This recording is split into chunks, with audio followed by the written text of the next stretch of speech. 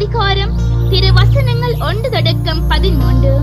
ஒரு நாள் பரிசேயரும் எருசலேமிலிருந்து வந்திருந்த மறைநூல் அறிஞர் சிலரும் அவரிடம் வந்து கூடினர்.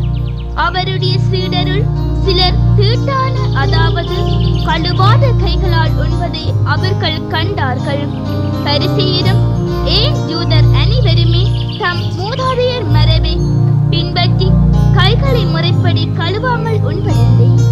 சந்தையிலிருந்து வாங்கியவற்றை கழுவிய பின்னரே உண்பர். அவ்வாறே கிண்ணங்கள், பரணிகள், செம்புகள் ஆகியவற்றை கழுவுதல் போன்று அவர்கள் கடைபிடிக்க வேண்டிய மரபுகள் இன்னும் பல இருந்தன. ஆகவே பரிசேயரும் மறைநூல் அறிஞரும் அவரை நோக்கி, உம் சீடர் மூதாதையர் மரபுப்படி நடவாமல் தீட்டான கைகளால் உணவு அருந்துவதேன் என்று கேட்டனர். அதற்கு அவர், வெளி வேடக்காரர்களாகிய உங்களை பற்றி எசாயா பொருத்தமாக இறைவாக்கு உரைத்திருக்கிறார். இம்மக்கள் உதட்டினால் என்னை போற்றுகின்றனர், இவர்கள் உள்ளமோ என்னை விட்டு வெகு தொலையில் இருக்கிறது.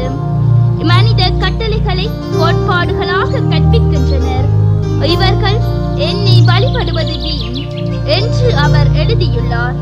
நீங்கள் கடவுளின் கட்டளைகளை கைவிட்டு மனித மரபை பின்பற்றி வருகிறவர்கள் என்று அவர்களிடம் கூறினார்.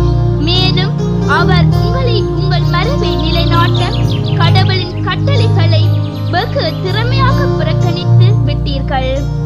உன் தந்தையையும் தாயையும் மதித்து நட என்று தந்தையோ தாயோ சபிப்போர் கொல்லப்பட வேண்டும் என்று மோசே இறைத்திருக்கிறார் அல்லவா? ஆனால் ஒருவர் தம் தந்தையையோ தாயையோ பார்த்து, நான் உமக்கு தர கடமைப்பட்டிருக்கிறேன், கோர்பான் ஆயிற்று, அதாவது கடவுளுக்கு காணிக்கையாயிற்று என்றால், அதன் பின் அவர் தம் தாய் தந்தைக்கு எந்த உதவியும் செய்ய நீங்கள் அனுமதிப்பதில்லை.